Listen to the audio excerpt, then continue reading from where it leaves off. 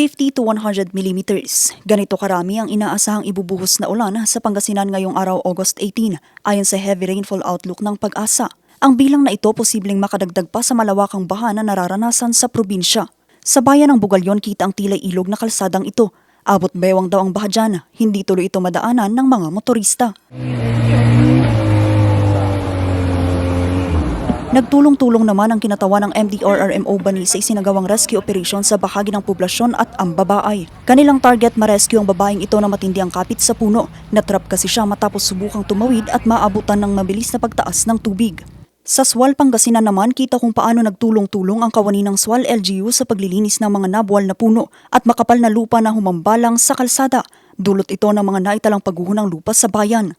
Nananatili pa rin namang lubog sa bahang malaking bahagi ng Kalasyaw. Sa pinakahuling tala ng Pangasinan Provincial Disaster Risk Reduction and Management Office, lumalabas na 51 mga barangay sa Pangasinan ang nananatiling lubog sa baha.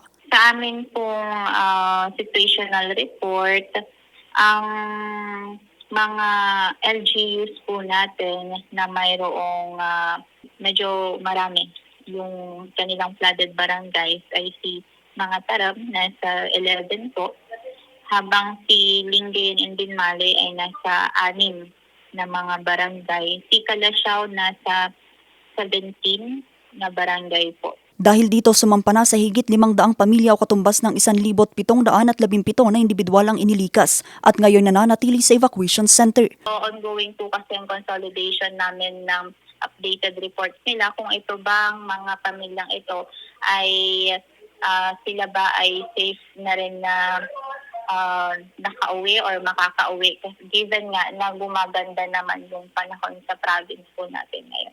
Patuloy naman ang suporta ng pamahalang panlalawigan sa mga apektadong bayan. Aabot naman sa higit 40,000 na pamilya ang nakatira ng Dagupan City LGU ng tulong.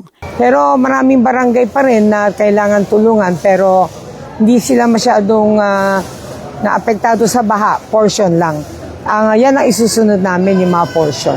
Bagamat inaasahan ang pagtila ng ulan, patuloy pa rin nakamonitor ang Pangasinan PDRRMO sa mga ilog sa Pangasinan. Posible kasi ang pag-apaw nito, lalo't inaasahan ang pagbaba ng tubig mula sa mga ilog galing ng Benguet. We're hoping po na ganun po yung mangyari, ma'am, lalo na hindi na rin siya, kumbaga hindi na rin na nga po kami nakaka-experience ng tuloy-tuloy na malalakas na ulan. So, yun po yung inaasahan din po namin. It's just that yung mga kailugan kasi dito sa probinsya ng Pangasinan, halimbawa na lang po sa may Sinukalan sa Santa Barbara, Marusay River ng Kalasyaw, sila ay mga nasa above critical level pa rin po kasi. And yung sa Pantal River ng Dagupan ay nasa critical level pa rin. Kasi yun nga, ito kasi yung ilan sa mga rivers dito sa province na sumasalo ng mga tubig na nanggagaling dyan sa may upstream po natin sa Benguet. Sa ngayon, sumampa na sa higit 260 million pesos ang natamong pinsala sa agrikultura ng Pangasinan, 1.8 million pesos sa livestock at 175 million pesos naman ang natamong pinsala sa infrastruktura. Nakaalerto pa rin naman ang Pangasinan PDRRMO sa posible pang epektong dulot ng habagat. Ako si Vanessa Bugtong para sa Nation on the Move.